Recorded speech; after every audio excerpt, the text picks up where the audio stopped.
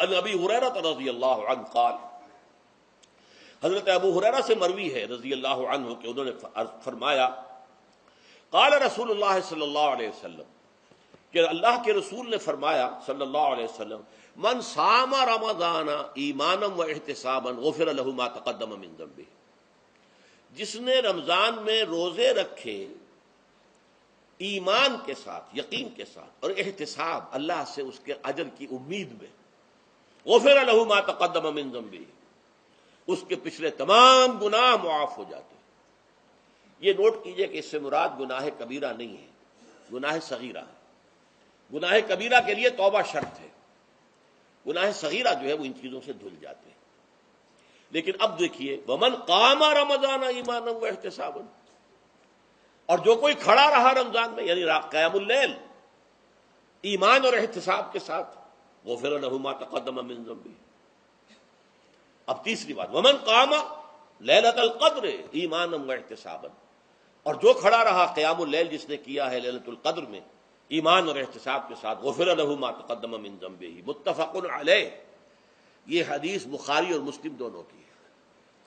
اب یہاں جو بات میں چاہتا ہوں کہ آپ پر واضح ہو جائے، اس حدیث میں دونوں چیزوں کو پیرلل لایا گیا، من قام رمضان، من صام رمضان، پیرلل، بالکل متوازی، ہم وزن اعتبار سے، من صام رمضان ایمانا و احتسابا غفر له ما تقدم من ذنبه، من قام رمضان ایمانا و احتسابا غفر له ما تقدم من ذنبه۔ اب سوال پیدا ہوتا ہے قیام اللیل سے مراد کیا ہے؟ یہاں پہ میں ذرا تراویح کی کا جو پس منظر ہے وہ بیان کر دینا چاہتا ہوں۔ دیکھیے جیسا کہ ہم نے خطبے میں بھی دیکھ لیا، اللہ نے قیام اللیل جو ہے اسے فرض نہیں ٹھہرایا تطوعا، قرآن مجید میں بھی اس کا کوئی ذکر نہیں، احادیث میں اس کی تشویق و ترغیب پوری موجود ہے، ایک اور حدیث بھی ہم بعد میں پڑھیں گے اس پر۔ اس کا پس منظر کیا تھا کہ اس کو چھوڑ دیا گیا۔ اب ظاہر بات ہے مسلمانوں میں کمزور بھی ہیں، مسلمانوں میں وہ مزدوری کرنے والے بھی ہیں، روزہ تو فرض ہے ان پر، چاہے مئی کا مہینہ ہے اور گندم کاٹنی ہے، روزہ تو پھر بھی رکھنا ہوگا، یہ سب کچھ ہے۔ لیکن یہ کہ رات کو پھر کھڑے رہنا ان کے لیے، جاگنا ممکن نہیں، لہذا ان کے اوپر یہ چیز فرض نہیں۔ حضور نے تراویح کی نماز یا قیام اللیل نہ اسے فرض قرار دیا، نہ اس کے بعد جماعت کوئی اہتمام کیا مستقل، صرف 3 راتیں آپ نے جماعت کروائی ہے، اس میں 8 رکعتیں آپ نے پڑھی ہیں کہ جو آپ کا معمول تھا تہجد کا وہ پڑھی، اور تہجد کے وقت ہی جماعت کرائی ہے۔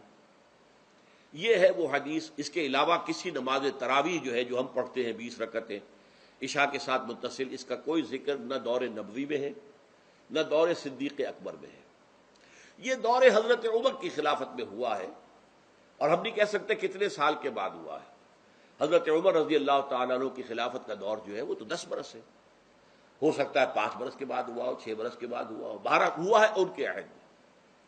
حضرت عمر ایک مرتبہ مسجد میں داخل ہوئے، مسجد نبوی میں، تو دیکھا کہ کچھ لوگ 8 10 12 جو ہیں وہ ایک جو ہے حافظ کے پیچھے کھڑے ہوئے اور قرآن سن رہے ہیں، کچھ دوسرے کونے میں کھڑے ہیں، کچھ کہیں اور کھڑے ہیں، مختلف جماعتیں ہو رہی ہیں۔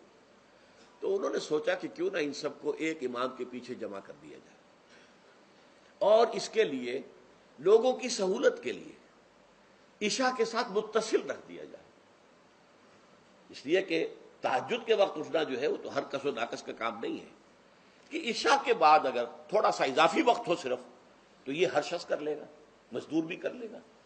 لہذا آپ نے یہ نظام تجویز فرمایا کہ عشاء کے متصلاً بعد 20 رکعت نماز پڑھی جائے اور ایک امام کے پیچھے پڑھی جائے۔ یہ گویا کہ اجتہاد ہے حضرت عمر رضی اللہ تعالی عنہ، اس کو آپ نے خود بدعت بھی قرار دیا ہے، لیکن بدعت حسنہ۔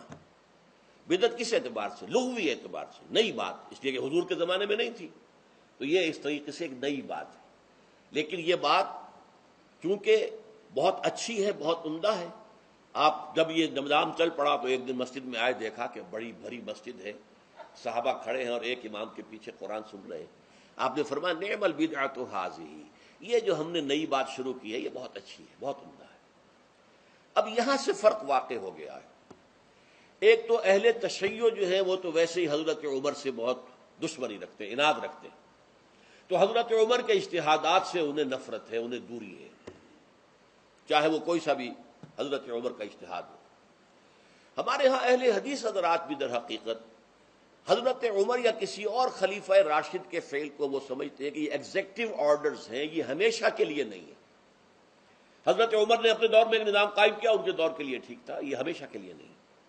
ہمیشہ کے لیے وہ 8 ہی رکعتوں کے قائل ہیں، وہ تہجد والے، لیکن اس میں بہرحال انہوں نے بھی خود یہ اضافہ کیا ہے کہ وہ 8 رکعتیں وہ عشاء کے ساتھ متصل پڑھتے ہیں، تہجد کے وقت تو نہیں پڑھتے۔ اور حضور نے تو صرف 3 روز جو ہے وہ کرائی تھی جماعت، وہ لوگ 30 دن یا 29 دن پڑھ رہے ہیں، تو اضافہ تو انہوں نے بھی کر دیا، اس نظام میں تبدیلی تو ہو گئی۔